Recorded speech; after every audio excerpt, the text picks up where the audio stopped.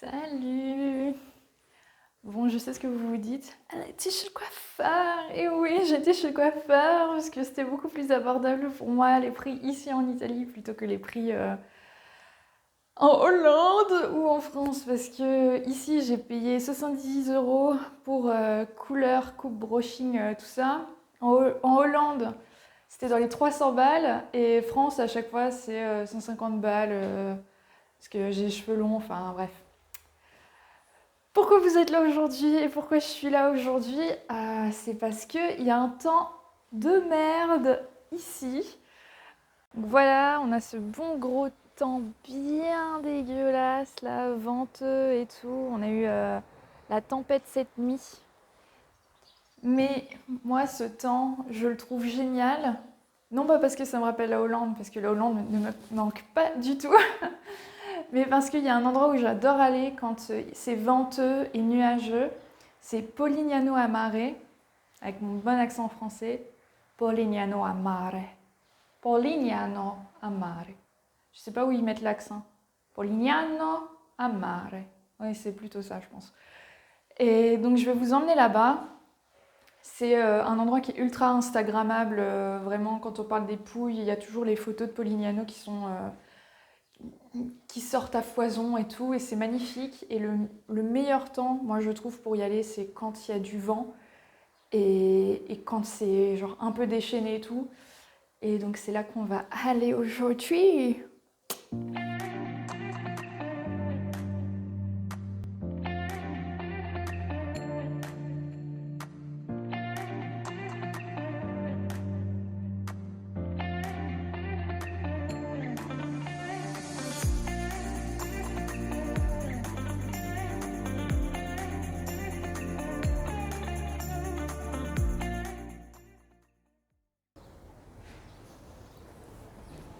Donc ça y est, je suis... À chaque fois que j'arrive quelque part, je dis ça y est, je suis. C'est infernal ça. Mais bon, en même temps, ça y est, je suis bien arrivée. Après 1h20. Et ça fait bizarre d'être là. Je suis pas venue là depuis au moins 2 ans, je crois. Mais ouais. Ah, c'est drôle. Enfin, c'est drôle et bizarre.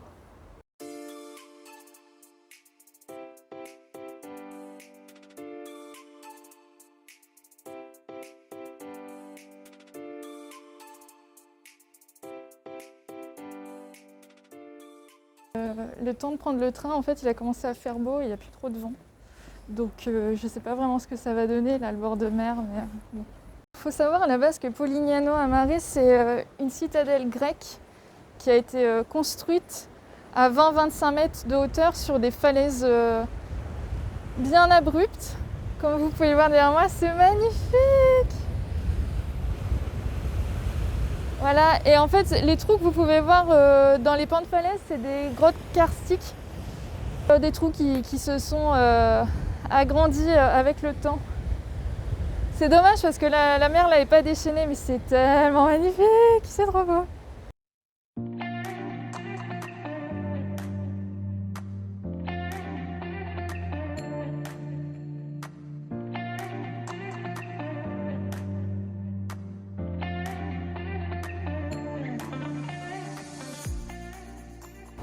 Ah, et là il y a une grotte, elle est énorme. J'aimerais tellement savoir ce qu'il y a. En bateau. En fait, il y a des tours en bateau qui se font le long des grottes, tout le long de la côte. Mais il faut aller dans un port qui est genre tout là-bas. Il fait le point de... il fait la mise au point sur mon doigt. Et en fait, la ville qui est là-bas, il faut avoir une voiture pour y aller. Donc bon, je verrai cet été quand il y aura du monde qui va venir me voir pour louer une voiture à plusieurs. Parce que là, en vrai, toute seule, ça vaut pas trop le coup. Et puis, il fallait commander, pré-notarer, là, comme on dit en français. Réservé à l'avance, ce que je n'ai pas fait. La partie historique est assez dingue parce qu'en fait, il y a des points de vue. C'est des cul-de-sac, mais c'est des cul-de-sac sur la mer. Là, je viens de rejoindre une autre partie. Donc, et regardez.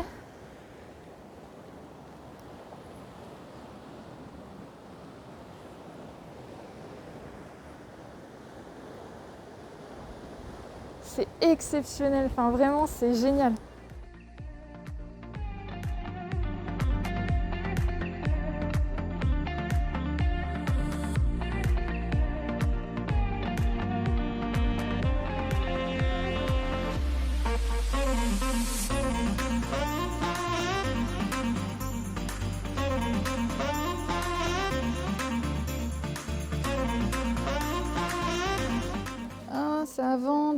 Et là, je suis dans la rue Rémain qui jonche la falaise.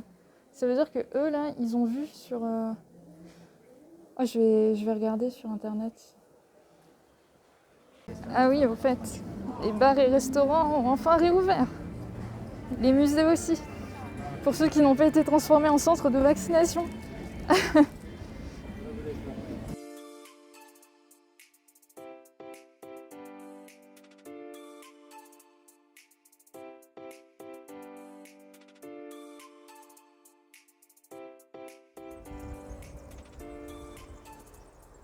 Vous voyez des similitudes avec la Grèce là?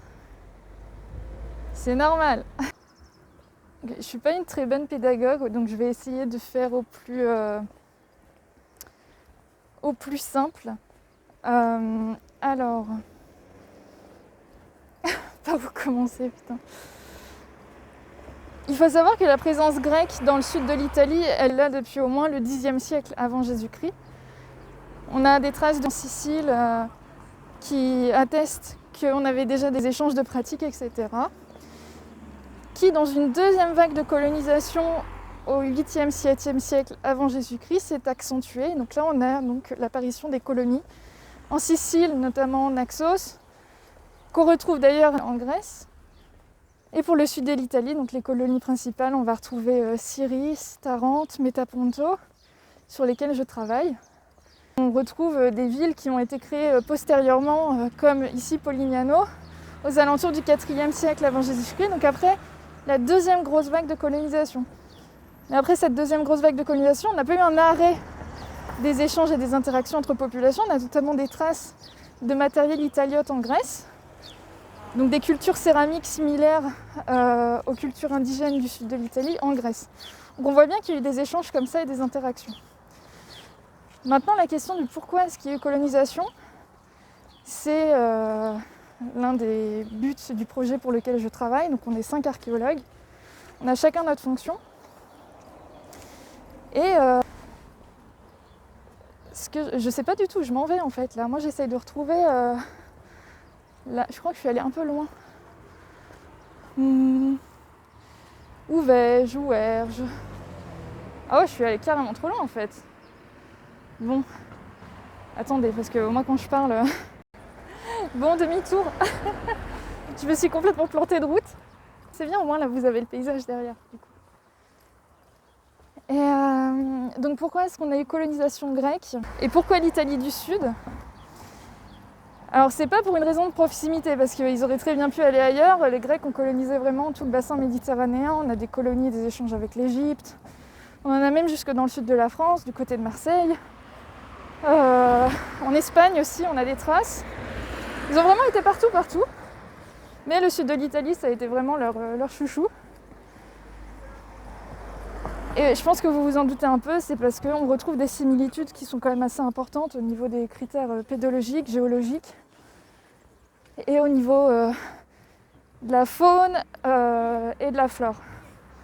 La Grèce est beaucoup plus riche, on a une diversité taxonomique qui est beaucoup plus importante que dans le sud de l'Italie. Mais pour coloniser, retrouver des terres, parce qu'on était vraiment dans une période d'expansion, expansion économique, démographique, et ben, il fallait des terres. Et en Grèce, c'est très montagneux, très rocailleux, contraignant à cultiver. Mais en Italie, du coup, on se retrouve avec des zones qui sont similaires, rocailleuses, rocheuses, mais avec davantage de plaines, où donc du coup on avait davantage à cultiver ici. Donc moi, mon projet de thèse, ça reprend du coup cette idée-là. Donc je compare les restes fauniques et les restes botaniques qu'on retrouve pour la période de la deuxième principale colonisation. Et j'essaye de voir le type d'échange et d'interaction qu'on a pu observer à partir des données donc, de plusieurs colonies et de plusieurs sites grecs au niveau des pratiques agricoles et au niveau de la production, des sous-produits, des huiles, etc. Donc voilà, donc ça c'est très très intéressant et c'est très important aussi d'un point de vue ethnologique et anthropologique parce que ça fait vraiment partie de l'identité des populations italiotes du sud de l'Italie La colonisation grecque dans l'Italie a remonté vraiment très très haut. Hein.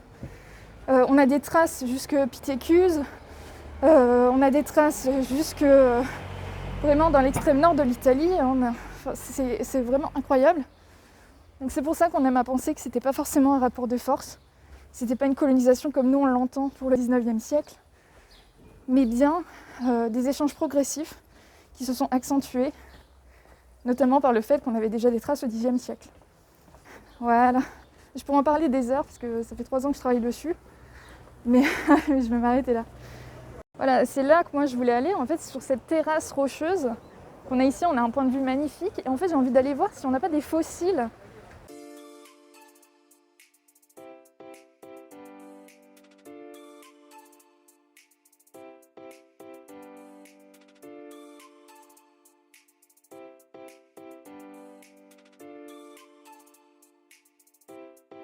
En fait, il faut savoir que ce genre de terrasse dans les Pouilles, c'est très intéressant parce que souvent, c'est des terrasses sur lesquelles il y a eu des restes archéologiques, etc. Il ne faut pas sous-évaluer la possibilité qu'on puisse, que cette zone-là puisse avoir été une zone d'extraction du substrat rocheux, où du coup la roche aurait été utilisée pour construire les habitations qui se trouvent en face, en fait, tout bêtement, parce que là, on est vraiment face à des plats qui sont assez typiques de ce genre de processus d'extraction de la roche. En revanche, les formations qui sont là, ça fait davantage ancien couvert océanique, quoi. Ça fait plus fond marin, tout ça. Et ça, c'est Vincent qui saura mieux vous l'expliquer que moi, parce que il est paléontologue et pas moi. Et lui, ça, ce genre de truc, c'est son domaine. Hein. Moi, je sèche complètement. Moi, je cherche juste des fossiles ou des trucs éventuels que je puisse reconnaître. Parce que je sais qu'il y a un certain type de trous, c'est des trous de gastéropodes, genre des vieux machins. Moi, ça, c'est pas mon truc. Oh, ça y est, j'ai trouvé un fossile. C'est une genre de coque. Voilà. Bon, c'est pas spécialement très intéressant, mais au moins j'ai trouvé un truc.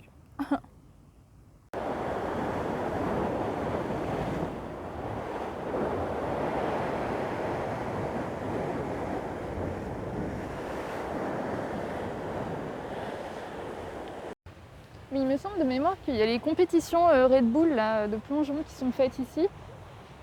Mais bon, ça c'est anecdotique. Qu'est-ce que je voulais vous dire? Oui, là je pense que je peux enlever le masque parce que y a personne autour de moi. Je suis un peu dans les fourrés et tout ça, donc voilà. Avec ma sale tête là. Ouh. Enfin ma sale tête, non, faut être body positive avec ma tête sublime. Mon bouton là, de masque. Putain, mais le masque, moi ça me détruit. Hein. Bon, bref.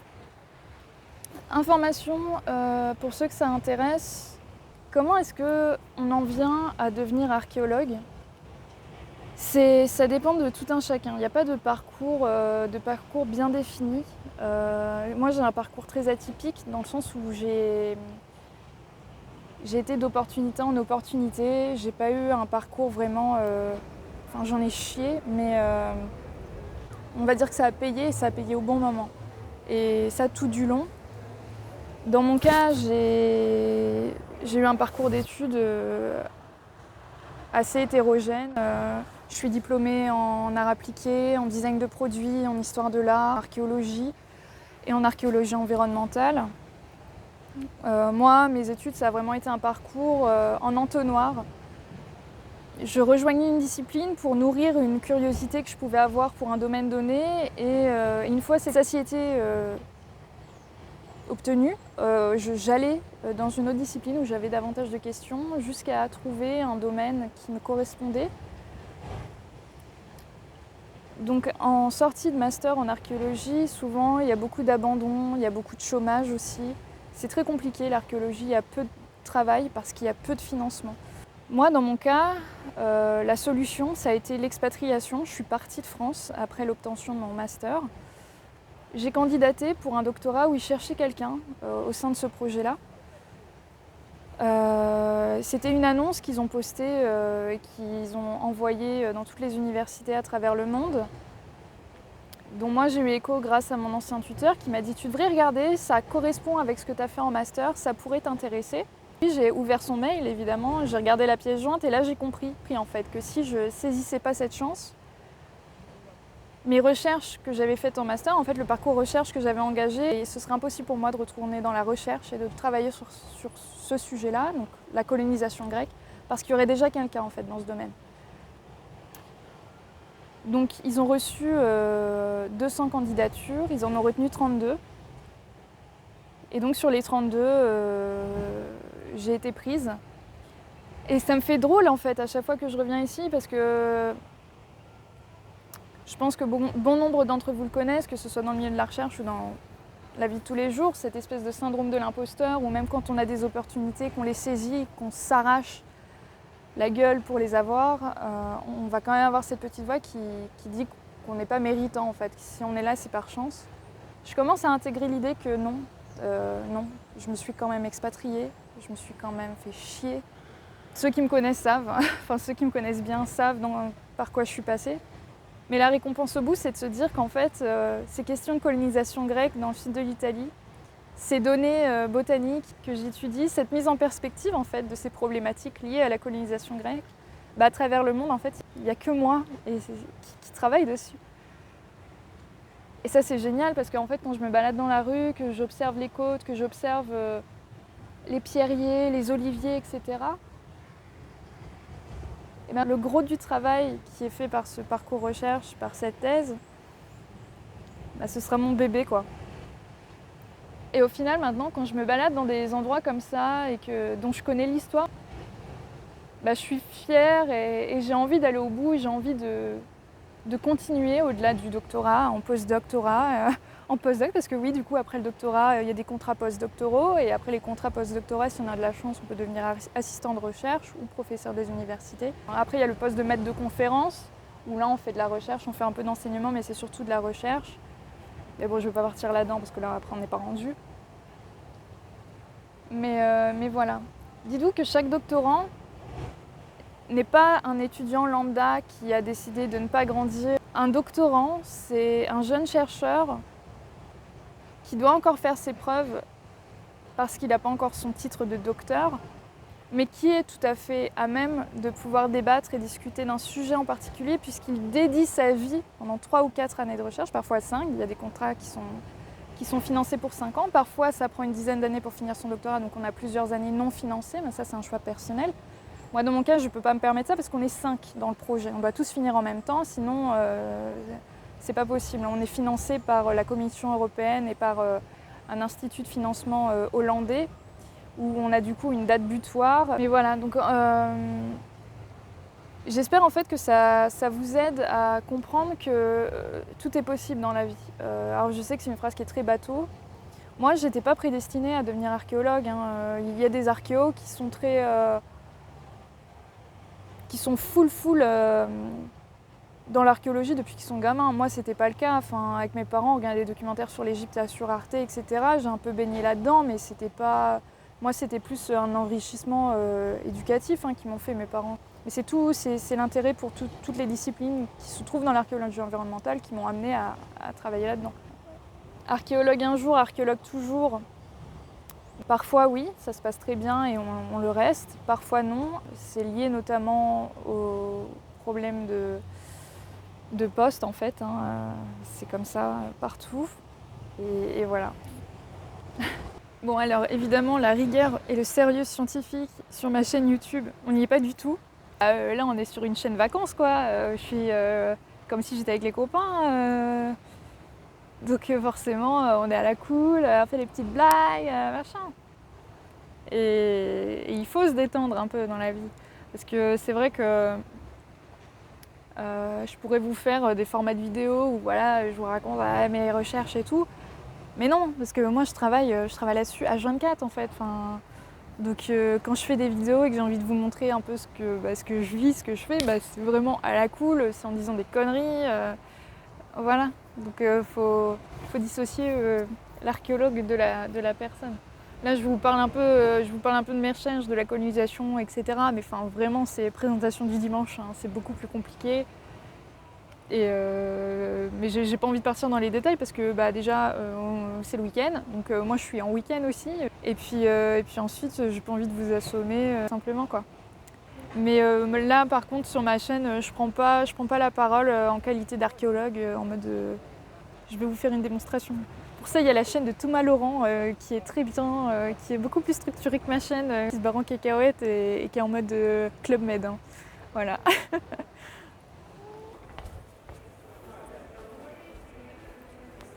Bon, j'ai décidé d'aller dans la crique quand même avant de partir parce que bah, c'est quand même chouette, quoi.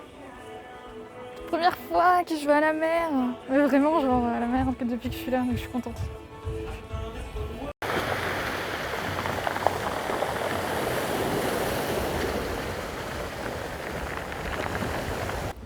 Bon, bah voilà. Mais j'espère que ce vlog n'aura pas été un vlog trop sérieux.